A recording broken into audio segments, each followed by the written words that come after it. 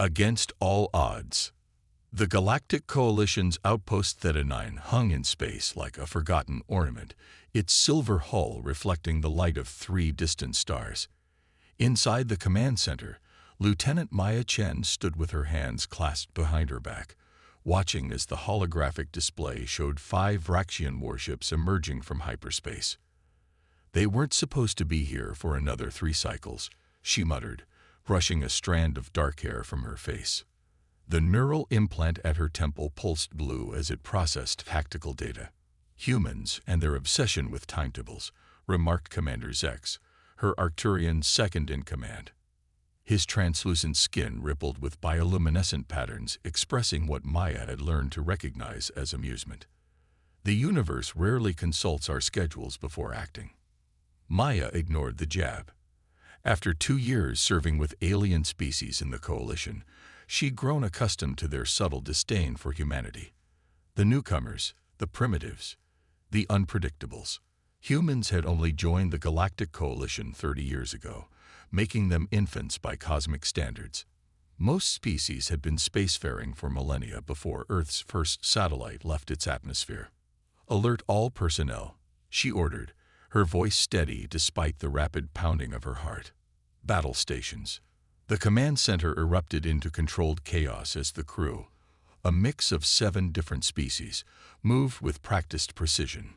Maya studied the approaching Vraxian fleet, identifying their formation patterns from her academy training. The Vraxians were a warrior species with exoskeletons that could withstand vacuum exposure. Their ships reflected their biology, heavily armored, designed for frontal assault, with minimal subtlety. "They're hailing us," reported Ensign Trill, her feathered crest flattening against her skull, a Phelan expression of concern. "On screen," Maya said, straightening her uniform jacket. The holographic display shifted, and the face of a Vraxian commander filled the bridge. Its mandibles clicked in what passed for a smile among its kind. "Coalition vessel," the commander's translated voice sounded almost melodic despite its harsh origin. "I am War Captain Krex of the Vraxian Empire. Your outpost has been determined to be in violation of territorial boundaries as established by the Treaty of Deneb." Maya kept her expression neutral. "This is Lieutenant Maya Chen of the Galactic Coalition. Outpost Theta 9 is well within Coalition space according to all recognized star charts and treaties." The Vraxian's compound eyes seemed to shimmer with amusement. "Our charts indicate otherwise, human. The Vraxian Empire has recalculated the boundaries and found your presence intrusive." Commander Zex moved closer to Maya, whispering, "This is a pretext. Intelligence reports indicate they've been looking for an excuse to expand into this sector for months." Maya gave a slight nod. "War Captain," she addressed the Vraxian, "we are prepared to transmit our navigational data and treaty coordinates to verify our position." "That will not be necessary," Krex replied. "We have already determined your violation. However, the Empire is merciful. Surrender your outpost, and your crew will be permitted safe passage to the nearest Coalition starbase." A cold silence fell over the command center. Maya felt every eye turn toward her. "You have 1 standard hour to comply," Krex continued, "after which we will consider your continued presence an act of war against the Vraxian Empire." The transmission ended abruptly. "Lieutenant," Commander Zex said immediately, "protocol dictates that in cases of overwhelming enemy force, preservation of Coalition personnel takes priority over outpost retention." Maya moved to the tactical station, reviewing their defenses. Outpost Theta 9 was primarily a scientific and observation post, with minimal weaponry and defenses that couldn't withstand a concentrated attack from 5 Vraxian warships.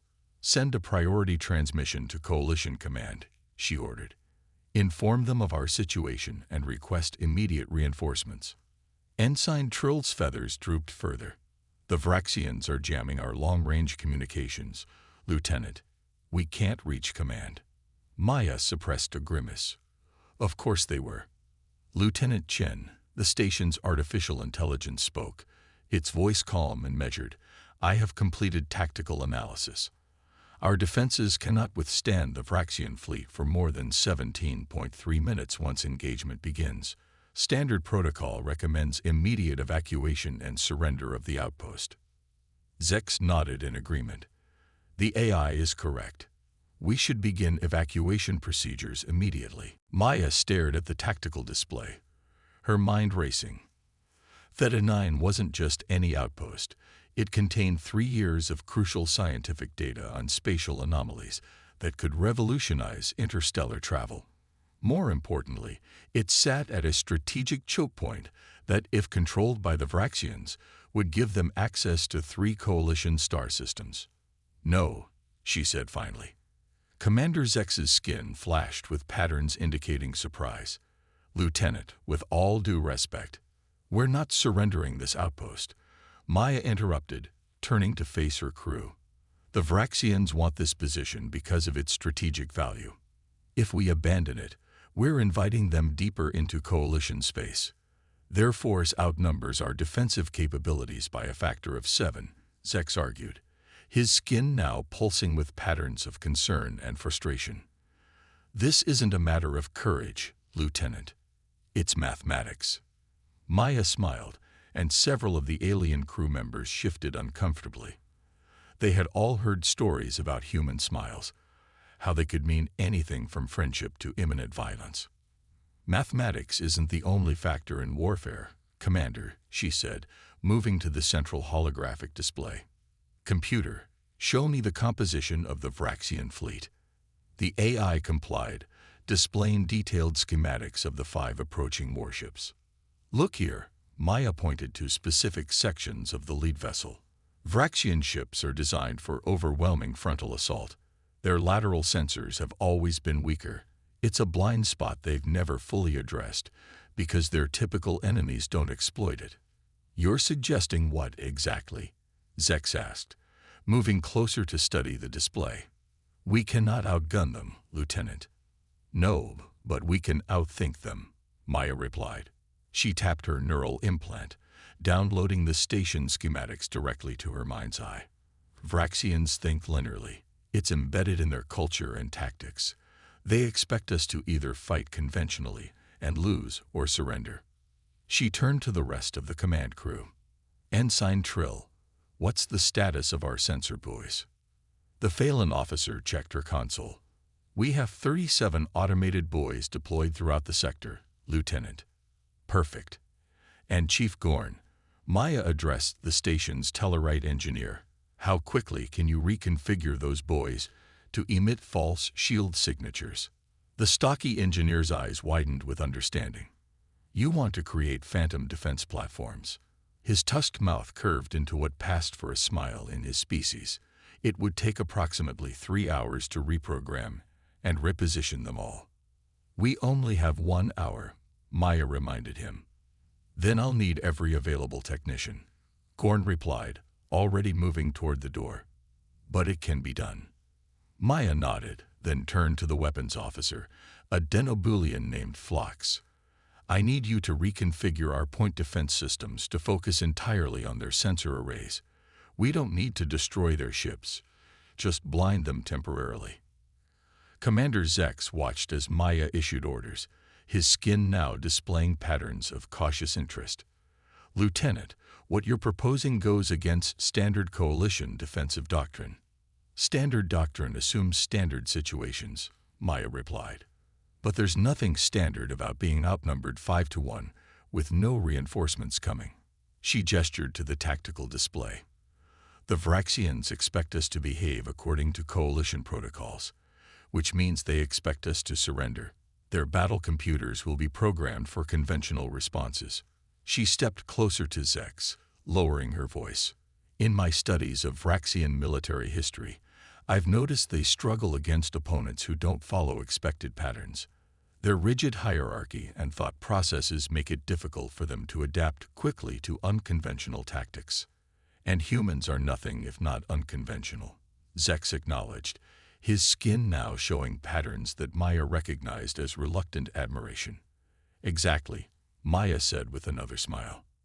"Now, I need you to prepare our shuttles, not for evacuation, but for something else entirely.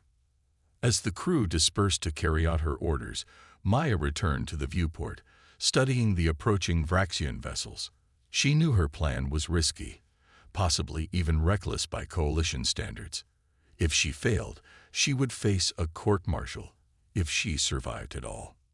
The neural implant at her temple pulsed faster as battle simulations ran through her mind. The odds were steep, the margin for error practically non-existent.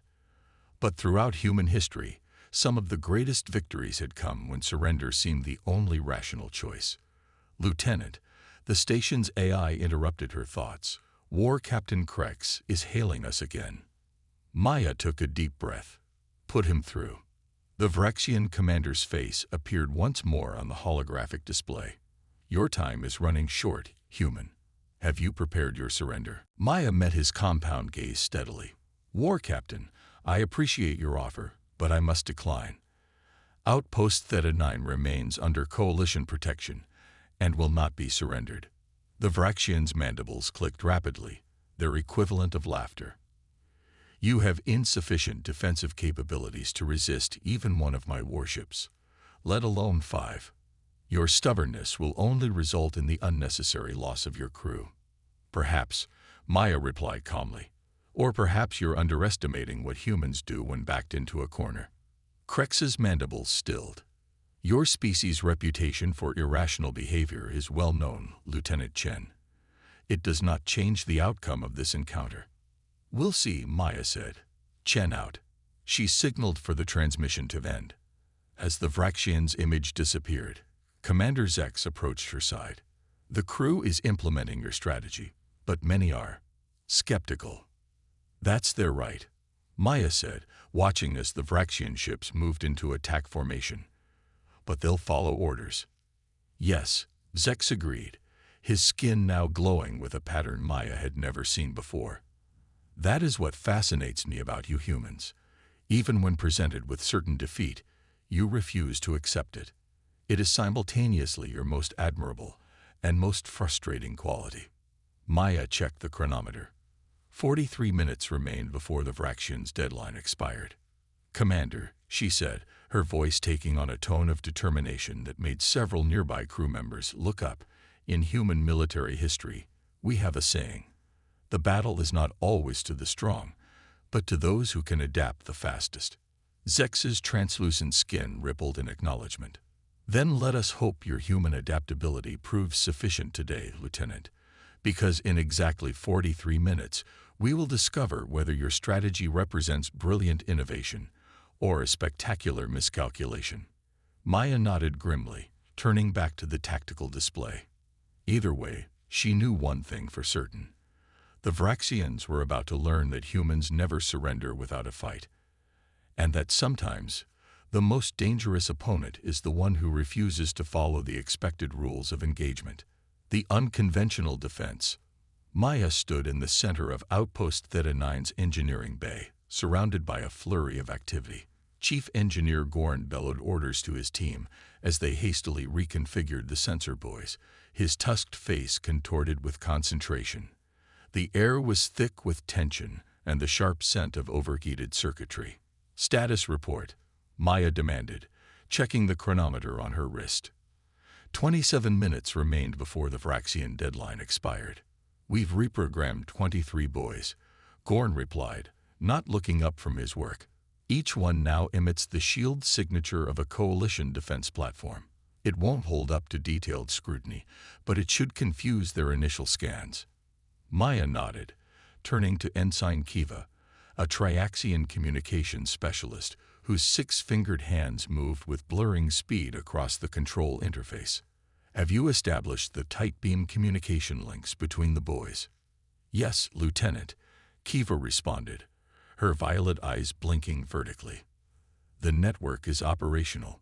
When activated, the buoys will create the appearance of a coordinated defense grid with overlapping fields of fire." "Excellent." Maya tapped her neural implant, bringing up a tactical overlay in her field of vision. The plan was taking shape, a desperate gambit built on deception and timing rather than firepower. Commander Zex entered the engineering bay, his skin rippling with urgency patterns. "Lieutenant, the Vraxians are moving into attack positions. Their lead vessel has powered weapons systems." "Right on schedule," Maya murmured. She straightened her shoulders, projecting a confidence she didn't entirely feel. "Begin Phase 1. Throughout the outpost, crew members hurried to their assigned positions. Many wore expressions of doubt, or in the case of species without recognizable facial features, displayed equivalent biological signs of skepticism. Maya couldn't blame them. What she was attempting contradicted every defensive protocol in the Coalition handbook. "All shuttles prepped and ready," reported Lieutenant Nex, a Regelian pilot whose exoskeleton clicked softly as he handed Maya a datapad. "Though I must register my formal objection to using our only escape craft as decoys."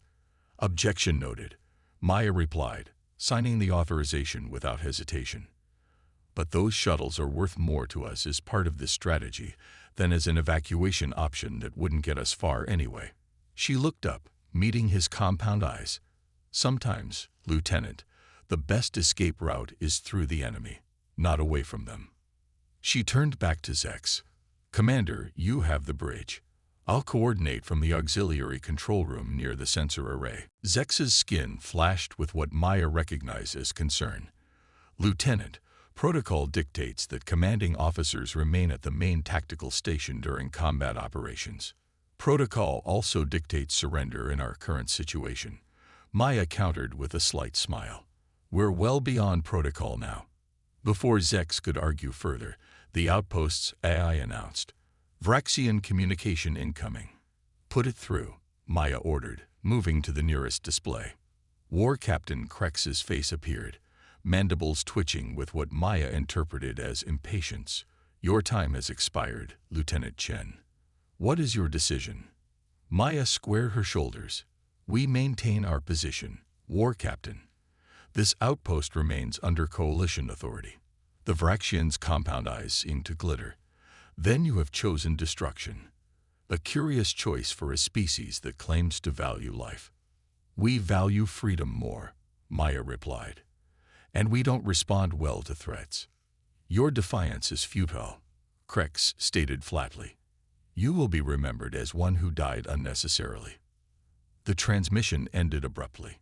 Maya took a deep breath, feeling the weight of every life aboard the outpost resting on her shoulders. "All personnel, battle stations. Execute Phase 1. As she hurried toward the auxiliary control room, Zex fell into step beside her. His skin now displayed patterns she recognized as a combination of concern and reluctant admiration. "You truly believe this will work?" he asked quietly. "I believe we have a better chance than if we surrendered," Maya replied honestly. The Vraxians weren't offering mercy. They wanted this outpost intact. Once aboard, they'd have no reason to keep us alive. Zex nodded slowly. "A logical assessment. The Vraxians do not value prisoners." After a pause, he added, "Your species continually surprises me, Lieutenant. When faced with impossible odds, you become more creative." "It's our greatest strength," Maya said as they entered the auxiliary control room. "Throughout human history, we've been outgunned, outmanned, and outmatched countless times. We survived by thinking differently." The room hummed with activity as technicians finalized preparations. Holographic displays showed the Vraxian fleet's formation and the locations of their reprogrammed sensor buoys, now positioned to create the illusion of a much larger defensive network. "Vraxian vessels are powering main weapon systems," reported a sensor operator. Maya nodded. "Activate the buoy network." Across the void of space, the carefully positioned sensor buoys came online simultaneously, each broadcasting shield signatures and weapon emissions that mimicked Coalition defense platforms. From the Vraxians' perspective, it would appear as though Outpost Theta 9 was suddenly surrounded by a previously hidden defensive grid. "They're hesitating," the sensor operator announced, surprise evident in her voice. "Lid vessel has reduced weapon power." "They're confused," Maya explained. "Their intelligence said we were virtually defenseless. Now they're seeing what appears to be a significant defensive capability that wasn't in their briefing." She moved to the main tactical display. Launch shuttles, automated flight patterns as programmed. From the outpost's shuttle bays, 6 small craft emerged, their engines glowing as they moved into seemingly random patterns around the station. Each had been programmed to emulate weapon targeting systems, creating the impression of mobile defense platforms. Vraxian fleet is regrouping, the sensor operator reported. They're moving into a defensive formation. Maya allowed herself a small smile. They think we were setting a trap. Impressive, Zex acknowledged, his skin now displaying patterns of genuine admiration. But they will eventually realize the deception. We don't need eventually, Maya replied. We just need enough time. Chief Gorn, status of the modifications to our actual defense systems. The Tellerate's gruff voice came through the comm. Complete, Lieutenant. Point defense lasers have been recalibrated to target sensor arrays specifically. Power rerouted from life support on decks 7 through 12 to boost output. Excellent. Ensign Trill, status of the communications probe. Ready to launch, Lieutenant, came the Phalan's response. Modified as requested, though I still don't understand how. Trust me, Maya interrupted. Launch when ready. A small probe shot from the outpost, accelerating rapidly away from both the station and the Vraxian fleet, its trajectory calculated to reach the edge of the system, where Coalition communication relays might detect its signal. Vraxians have noticed the probe, the sensor operator warned. One vessel is breaking formation to intercept. Perfect, Maya said, surprising several crew members. That's exactly what we want. One less warship to deal with. Commander Zex moved closer, lowering his voice. Lieutenant, I begin to see the outline of your strategy, but the Vraxians will not be distracted indefinitely.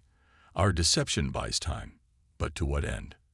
Maya's eyes remained fixed on the tactical display. War isn't just about firepower, Commander. It's about psychology. The Vraxians operate on absolute certainty. They attacked because they were certain we were defenseless. Now they're uncertain, and uncertainty breeds caution.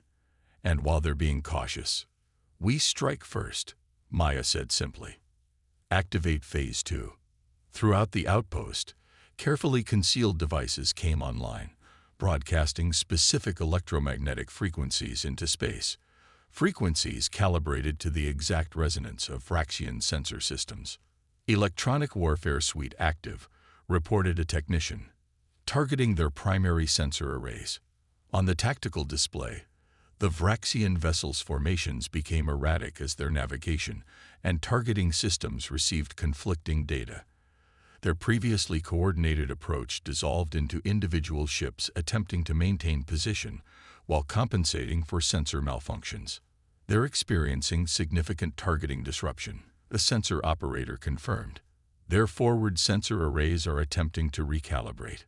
Maya nodded in satisfaction. Now comes the tricky part. Prepare main point defense batteries. Target the lead vessel's communication array.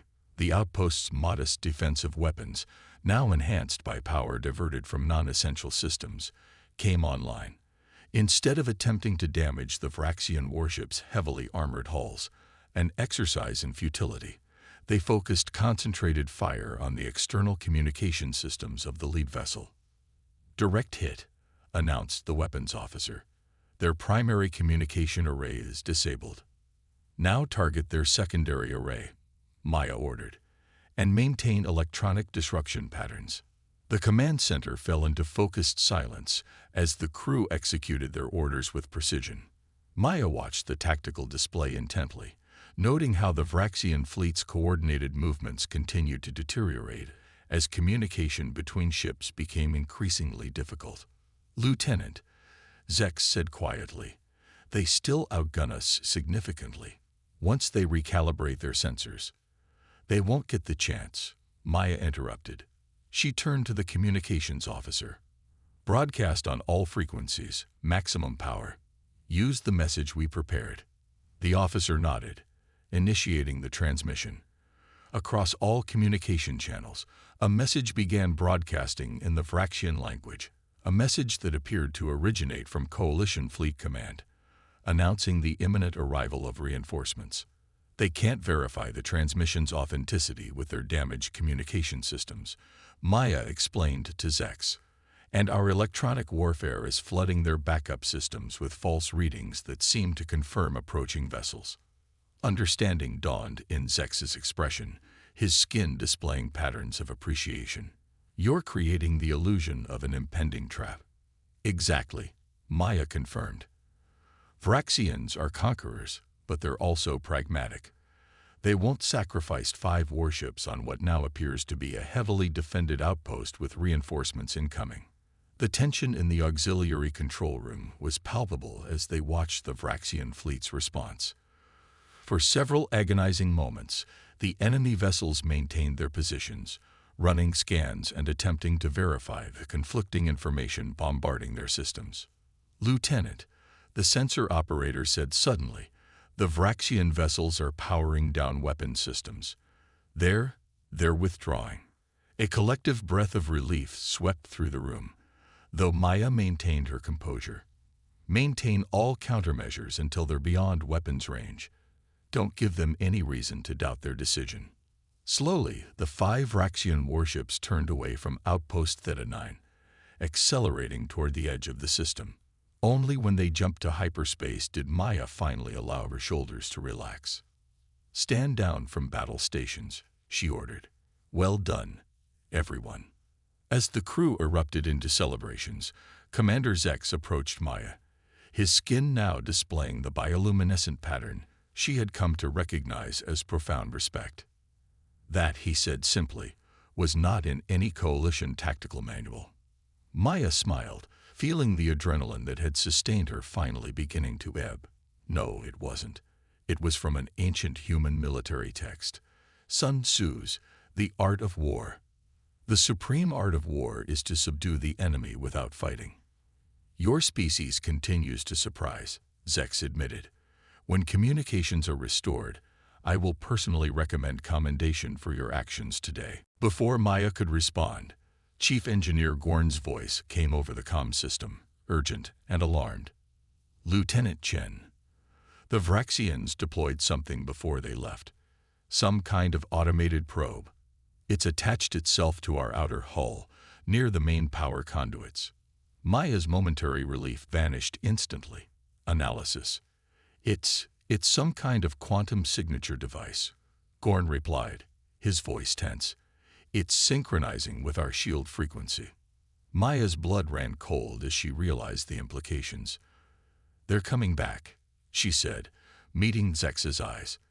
"This wasn't a retreat.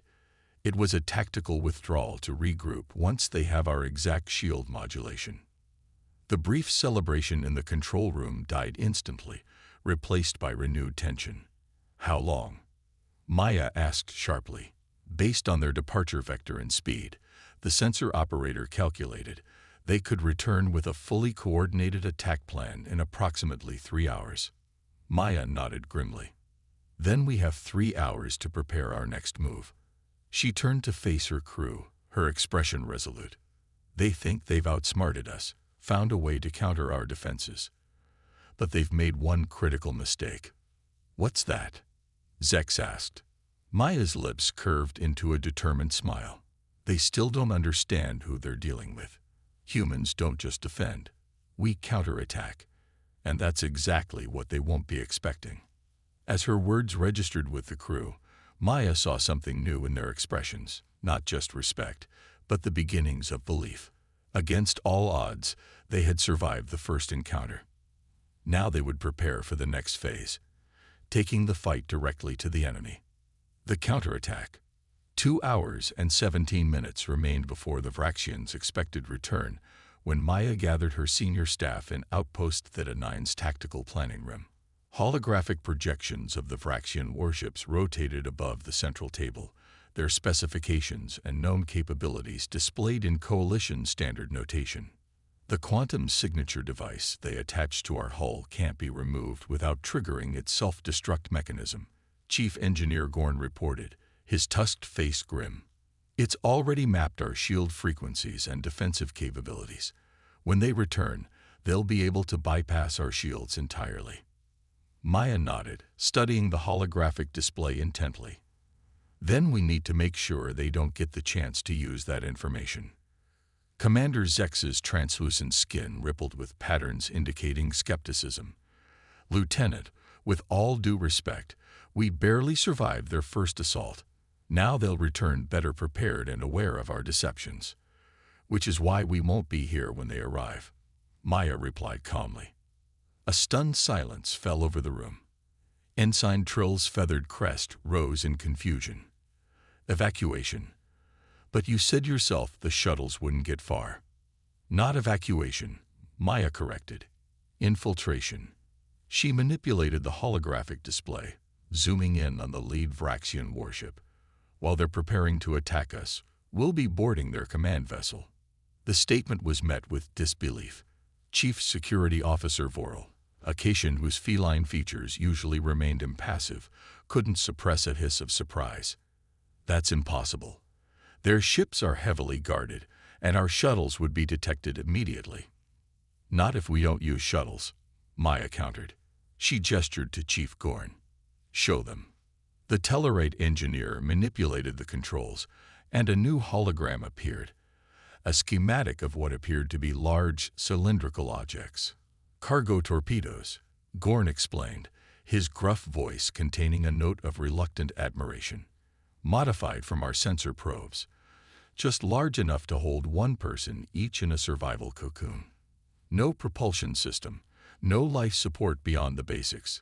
They'd read as debris on casual scans. You want us to fire ourselves at the Vraxian fleet? Commander Zex asked, his skin now displaying patterns Maya recognized as alarm mixed with incredulity. Specifically at their command ship, she confirmed. The torpedoes will be programmed to penetrate their outer hull at specific points where their armor is thinnest, near the maintenance access ports. Maya brought up detailed schematics of Vraxian warship design. Thanks to Coalition intelligence, we have comprehensive data on their ship layouts. Once aboard, a small team can make their way to the engine control room and plant these. She held up what appeared to be a small data crystal. Quantum cascade devices, Chief Gorn explained. They'll create a feedback loop in their warp drive, forcing them to shut down all systems or risk a catastrophic overload. Lieutenant Nex's exoskeleton clicked nervously. Even if we could penetrate their hull without being detected, which is highly improbable, how would we navigate internal security? Vraxian ships are filled with bioscanners calibrated to detect non-Vraxian life forms. Maya smiled, activating another holographic display. That's where these come in. The outpost's medical lab has been working on biosignature modulators. The display showed small devices, no larger than a thumbnail. They temporarily alter surface cellular readings to mimic Vraxian biological signatures. Temporarily, Vorel questioned, ears flattening against his skull. How temporarily? Approximately 40 minutes, Maya admitted. After that, the cellular disruption becomes too severe to maintain the disguise. So we have exactly 40 minutes to infiltrate a Vraxian warship, navigate to its engine room, plant sabotage devices, and somehow extract before we're discovered. Zex summarized, his skin now pulsing with rapid patterns of concern. 35 minutes, Maya corrected. We need a 5-minute buffer for unexpected delays. The room fell silent again as her officers processed the audacity, or madness, of her plan. Maya let them think, watching as expressions of disbelief gradually shifted to calculation. They were professionals, after all, trained to assess tactical possibilities regardless of how unlikely they seemed. It was Vorel who broke the silence, his feline eyes narrowed in thought. The maintenance passages adjacent to their waste reclamation system would have minimal security. Vraxians avoid the area due to their heightened olfactory sensitivity. Maya nodded encouragingly. Exactly. And their internal sensors in that section are less sophisticated specifically because they rarely access it. We'd still need precise timing, Lieutenant Nex added, leaning forward to study the Vraxian ship schematics more closely. The torpedoes would need to impact simultaneously to prevent triggering their hull breach protocols. And we'd need to know exactly where to place the quantum cascade devices. Gorn rumbled. A miscalculation of even a few centimeters could render them ineffective. Maya watched as her officers transitioned from skepticism to problem-solving, a transformation she had seen countless times during her training at the academy. Give smart people an impossible challenge, and their natural instinct was to find ways to make it possible. It was a universal trait that transcended species differences. "There's something else," she said once they had worked through the initial technical challenges. "This mission will require a small team, no more than 4 people. I'll be leading it personally." That announcement triggered immediate protest, especially from Commander Zex. "Absolutely not, Lieutenant. Coalition regulations strictly prohibit commanding officers from participating in high-risk infiltration operations. Those same regulations also strictly prohibit what we're already doing," Maya pointed out calmly. "And this mission requires someone with human reflexes and decision-making capabilities." She didn't add what they all knew, that humans, despite their relative inexperience in interstellar warfare, had a unique talent for improvisation that most other coalition species lacked. The Vraxians, like many older spacefaring civilizations, relied heavily on established protocols and predictable responses. Humans excelled at the unexpected. "Who else?" asked Vorel, accepting her decision with professional pragmatism. "You, for security," Maya replied. "Chief Gorn for technical expertise." And she hesitated before finishing.